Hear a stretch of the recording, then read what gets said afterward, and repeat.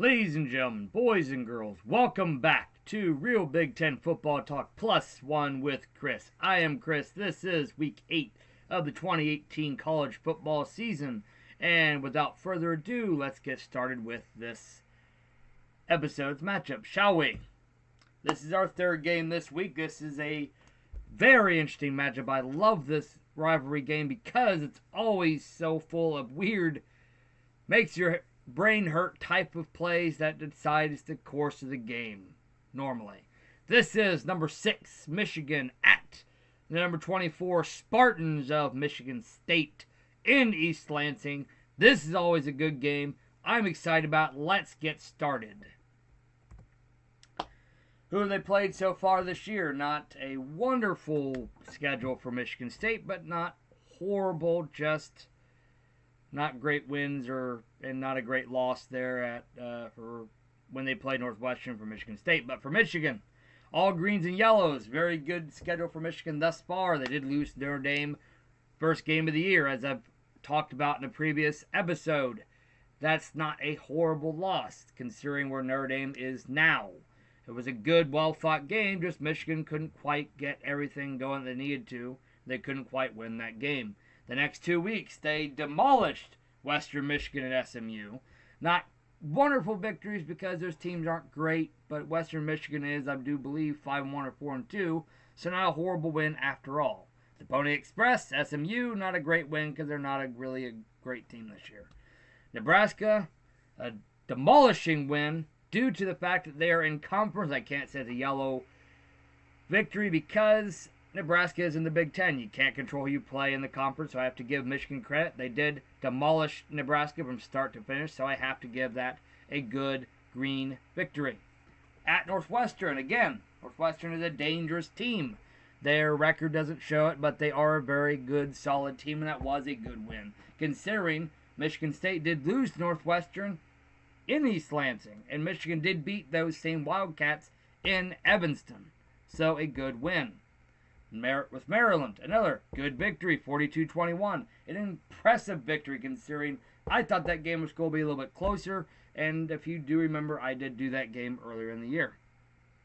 Wisconsin, that's going to be the game we're going to spotlight in Michigan's marquee win. That was a very impressive victory for Michigan. Incredibly impressive. They demolished that Wisconsin team. They shut down that one-side offense that they had, and I said they had to be careful with that. They choked Jonathan Taylor out. Wisconsin couldn't get the ball going against that very tough, stingy Michigan running defense. Michigan State, on the other hand, very impressive victory last week. In fact, that's why I'm thinking this game is going to be closer than a lot of people think. They did beat Penn State in Happy Valley 21-17. Now that is a reeling Penn State team because that was the next game after they did lose to Ohio State. A lot could say maybe Penn State was a hangover game, whatever. Well, Penn State had 2 weeks to repair. So you can't say it. You have to give props credit to Michigan State. That was a good victory nonetheless. Don't care if Penn State might have still been reeling. They had 2 weeks to recover. Michigan State beat that team. Now, let's look at Michigan's marquee win first against Wisconsin. If you look at the stats for Wisconsin, that's why they lost. 100 passing yards, 7 of 20 passing, 1 touchdown to 2 picks, 283 total yards Michigan gave up to Wisconsin. That's it. And look at the penalties. The penalties didn't even tell the story. That was actually a well-played game for both teams penalty-wise. Michigan held onto the ball for 37 minutes. That Wisconsin defense was on the field 37 solid minutes. Michigan demoralized that Wisconsin defense. 320 yards on the ground. Now again, Michigan only had 124 passing yards, but if you have 320 yards of rushing, why throw the ball? Hold on to the ball. 320 yards of rushing, that's why you held on to the ball for 37 minutes and 1 second. Third down efficiency, pretty good. A little bit of a red flag, I guess, for Michigan, but 43.7% in my opinion. If you have over 40% third down efficiency, you're giving yourself a good chance to win. On the flip side, Wisconsin, you had 11 first downs in the game. You were 2 for 11 on third downs with that running attack. That's dominance for Michigan. That's dominance. So, you may ask, well, why did Wisconsin lose? Well, Wisconsin lost because they couldn't convert on third down. They couldn't get over 200 yards on the ground, considering that is their bread and butter for years. And they only had 100 yards through the air, on top of the fact that they could only get 183 yards of rushing. Wisconsin got dominated. That's why they lost. Michigan just beat them.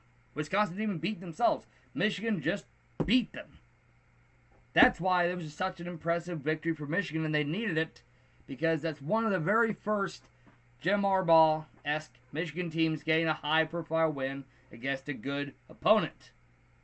Good win on Michigan. And look at Michigan State's victory. That was just last week as well. It was a little bit of a head-scratcher. I think Michigan State just got a little bit lucky, but they did hold on to the ball for 34 minutes, and that is something to be said about that. Considering Penn State had 205 yards on the ground, they still only had the ball for 25 minutes and 48 seconds. Neither team did great on third down, but Michigan State got a lot more first downs than Penn State, and Michigan State was just more efficient. That's all you can say. Penn State had too many penalties, 6. Only 41 yards, but 6 penalties. Michigan State got lucky. They took advantage of mistakes Penn State made, and it showed in the scoreboard. It was a good, well-fought game, but Michigan State just got a little bit lucky. But they got lucky against a good Penn State team in Happy Valley. Prime-time game on top of it. Where Penn State usually plays pretty daggone well in Happy Valley on prime-time games. Michigan State won because they held onto the ball longer. They committed less penalties. They had more total yards. They had better success through the air. And they had more first downs. That's why Michigan State won. A good, well-fought game for Michigan State, and they needed that going into this week against their hated arch rival, the Michigan Wolverines. How have they done the last 5? Well, Michigan State has actually dominated this series as of recently, considering they have won 3 of the last 5 with Michigan. 3 years ago, that was the game where Michigan State blocked that punt and beat Michigan in the last seconds of the game. Michigan had Michigan State on the ropes, dead to rights. They're going to kick the ball and stop them on defense. That was what was supposed to happen. Michigan was up 23-20 until they didn't win, until they weren't up 23-20, until Michigan State blocked the punt and returned it for a touchdown. That's the kind of weird stuff that can happen in this game. That's why I love this game so much, because it's so intriguing. Last year, Michigan State upset Michigan on the road in Ann Arbor.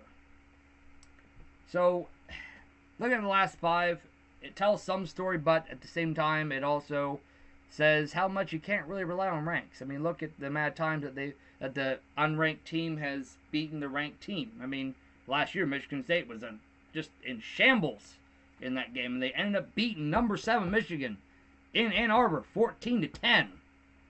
I believe that was like Michigan State's 3rd victory of the year, and it was played later on the year than this. That was a bad Michigan State team, but they played tough against Michigan. That's why rankings don't really matter in rivalry games so much.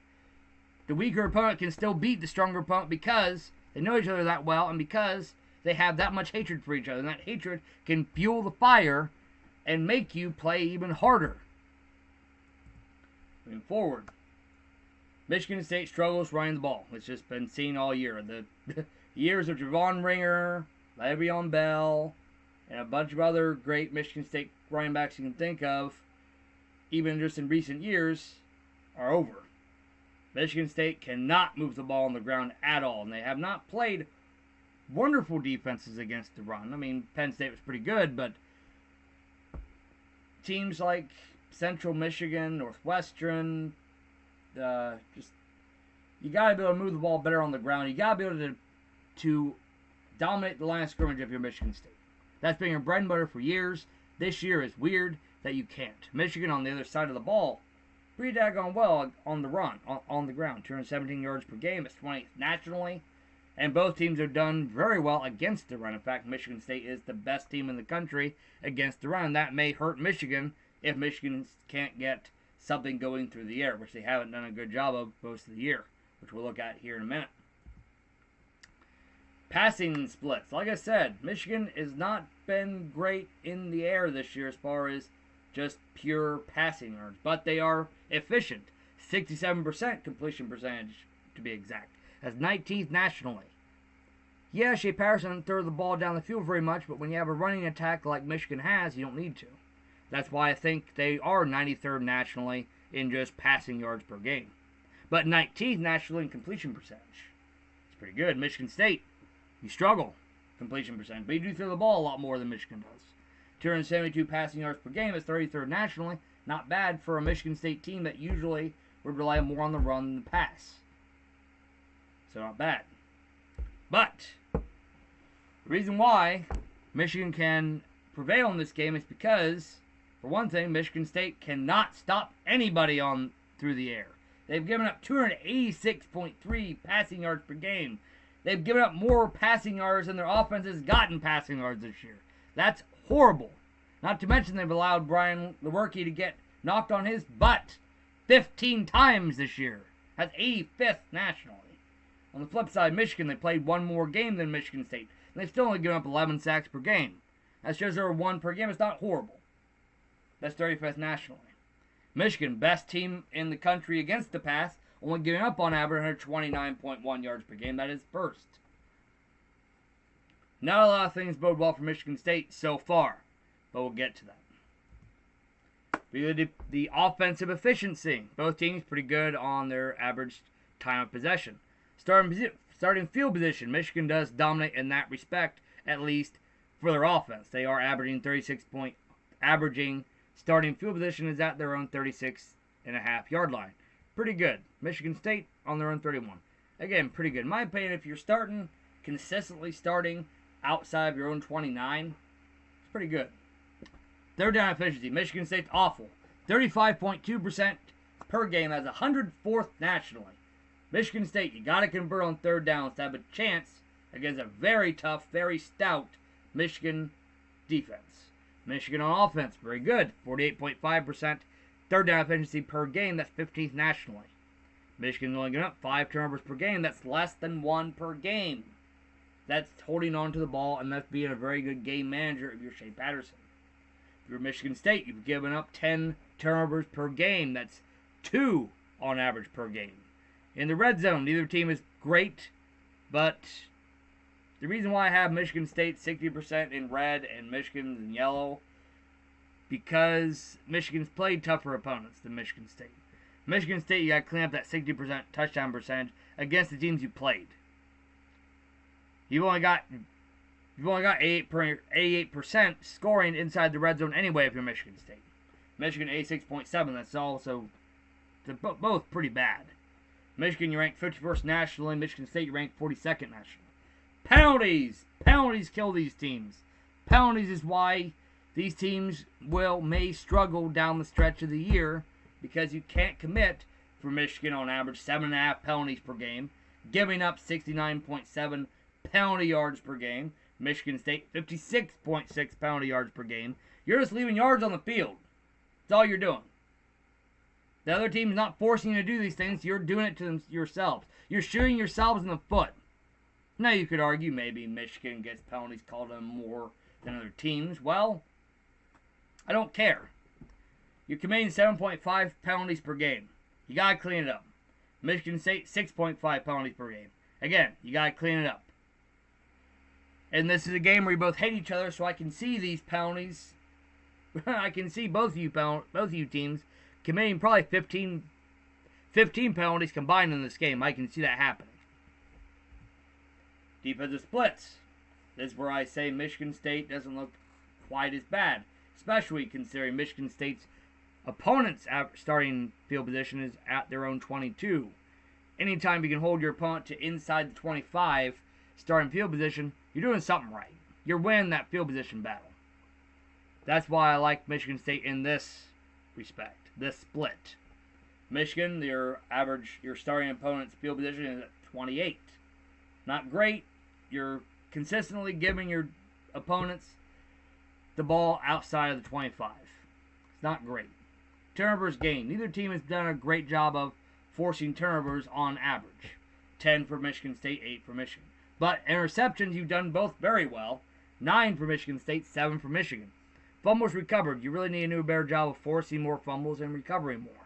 That can also kill a drive and help your offense when you're on defense. Michigan, excellent job of hitting the quarterback. 20 sacks so far this year. That's almost 3 per game. That's 26 nationally. Michigan State, you got to do a better job of hitting the quarterback. You got to be able to hit Shea Patterson early in this game.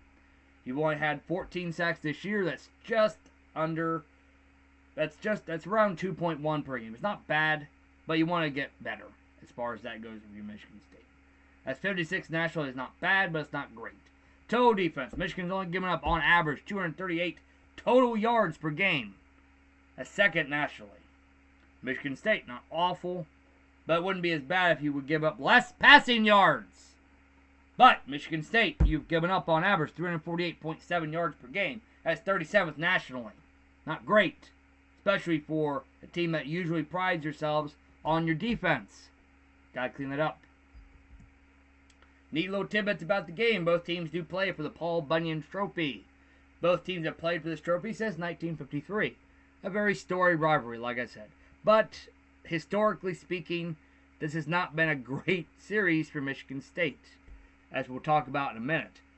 But in recent years, and really in the last 20 years, this game has been an excellent matchup, and I've loved watching every last one of them when I can, when I'm not working. Both teams have played each other every year since 1910. These teams have played each other 108 straight times. They played each other for the first time in 1898 when Michigan State was still called Michigan Agricultural College. So it was a pretty small school. Their mascot was the Aggies at that time. Michigan won that game 39-2. In fact, in 1902, Michigan beat Michigan State 119-0. That was part of Fielding H. Yost's great Michigan teams of the turn of the last century. If you don't know who Fielding H. Yost is, if you're a Michigan fan, well, then you're not a very good Michigan fan. No, I'm just kidding.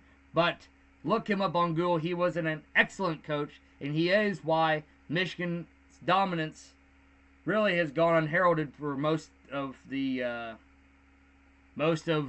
football's life. Michigan is the winningest program in college football history, and a big, good part of it was a good foundation they had with Fielding H. Yost. Michigan does own this series, 69, 36, and 5. Like I said, the last 5 really have been pretty even. Michigan State does have a slight edge, 3-2, in the last 5 matchups. Keys to the game. Michigan, you got player assignment well in coverage. Force Michigan State to rely more on the ground, and if you do that, they haven't done great against the ground on the ground this year. And you have a good running defense. If you can force Michigan State into running the ball, you're going to crush this Michigan State team. You have to force Michigan State into 3-and-outs. They are not good at converting on third downs anyway. Force them into quick 3-and-outs. Hold on to that ball longer. Keep that offense off the field and your offense on it. Get touchdowns inside the 20, Michigan. Both teams, you need to take advantage. You need to take note of that. You both need to do a better job of getting touchdowns inside the 20. You can't settle for field goals, Michigan. You got that far. Get touchdowns inside the 20. You got to limit penalties, both teams. Reduce the penalties. Michigan, you're the stronger opponent. But that won't matter if you keep drawing flags and giving Michigan State chances. But on the other side, Michigan State, you're the weaker opponent. If you keep committing penalties, you're just giving Michigan more and more yards on either side of the ball. Michigan, you got to keep turnovers down, which you've done a good job of this year. And you got to force Brian Lewerke into committing this is bad English, I apologize. Well, what I meant to say was you need to force Brian Lewerke into making some mistakes and get him on the ground. Got to knock Lewerke on his rear end, because Michigan State's going to come out wanting to throw the ball like they do anyway, and you got to force them into making mistakes on passing enough to where they become more one-dimensional. Michigan State, you've got to get balanced. You have to be able to run the ball and stay that way on offense as you're playing the number 2 ranked defense in the country. You have to keep that stingy defense guessing. You have to make Don Brown think, boy, what are they going to do next? Don Brown, Michigan's defensive coordinator, if you didn't already know that. You've got to keep that running attack of Michigan's in check by hitting someone on that line. You got to force Shea Patterson into making mistakes when Michigan is forced to pass. You got to get off the field on third down, Michigan State. You've got to force Michigan into punts early in the game. You've got to take advantage of it. You got to make Michigan a one-dimensional offense. You've got to force Shea Patterson to beat you. You got to protect Brian Lewerke. You've given up far too many sacks, and you're facing a very good pass rushing defense. A very good pass defense. You've got to protect Brian Lewerke. You've got to allow him time to throw the ball. And you've got to stay balanced, Michigan State. You have to. You're a weaker opponent. It shows. But you're a scrappy opponent. You can win this game, but you have to play smart, like you did against Penn State. But unlike Penn State, you're not facing a team that just lost last week. You're facing a team that has one of their biggest victories under Jim Harbaugh. You're facing a very dangerous Michigan team. I don't care if you're playing in East Lansing. I don't care if you're playing on the moon. This is a dangerous Michigan team, and you have to prepare as such. But you can't be scared. But you have to be smart, Michigan State. Michigan, you got your bloodlust must be just going on a million miles a second practically. You've got to be hungry now, because you just got your biggest, arguably your biggest victory under Jim Harbaugh last week. You want another one. You're playing in East Lansing. You're playing your hated rival. You better play like it. You got to play focused and not make mistakes to keep Michigan State in this game. You got to shut them down. You got to keep them down if you're Michigan. Who to pick? This is a tough game to pick on paper, on the rankings, the splits, the stats. You would easily say Michigan's going to just demolish this Michigan State team, but well, you're not remembering. This is a rivalry game. Very important rivalry game. In fact, if you ask Michigan fans who they hate more, Ohio State or Michigan State, they're going to say Michigan State. That's different if you ask an Ohio State fan, they hate Michigan, but this is a very important rivalry game for both teams. And it's an important game. It could allow Michigan State to get back in the Big Ten East race, considering they did beat Penn State last week. For Michigan, they beat this Michigan State team, they can pretty much roll on autopilot until they get to the big game at the end of the year with Ohio State. A lot on the table for both of these teams. It's going to be a tough game. But, I do say but, I'm taking Michigan 31-20. Michigan State is much weaker of an opponent. They're lucky, they're scrappy, they're tough. So is Michigan. But Michigan also has talent. Michigan State didn't have much of that. Michigan has a good running attack. They have good defense. They have an efficient passer who's starting to figure it all out in Shea Patterson. Not to mention he can run the ball. Michigan State, you don't have much of that. Brian Lewerke is good. He's solid. But he makes mistakes, and he gets knocked on his rear end too much. You get up too many yards through the air, Michigan State, and it's going to bite you. It's going to bite you in this game. Shea Patterson will go figure it out. He's going to get some yards going through the air. Michigan is also going to get things going on the ground. They're going to knock Michigan State down. They're going to keep them down. That's why I have Michigan winning 31-20. It's going to be a well-fought game in the beginning. Michigan's going to pull away, and Michigan State does not have the firepower to come back. So, I've got Michigan winning by 10 or more, 31-20. Please like, subscribe, or share if you did like this video, and if you like my content. It does help my channel grow. As I've said, I am as grassroots as you can get. So any views, any love, any likes, any shares, subscribers do help me. And if you didn't like the video, if you don't like my content, please let me know why. Hit the dislike button, and please let me know in the comments why you clicked that thumbs down, so I can enhance your viewing performance. And with that, enjoy the games this weekend, and I will see you for the next one.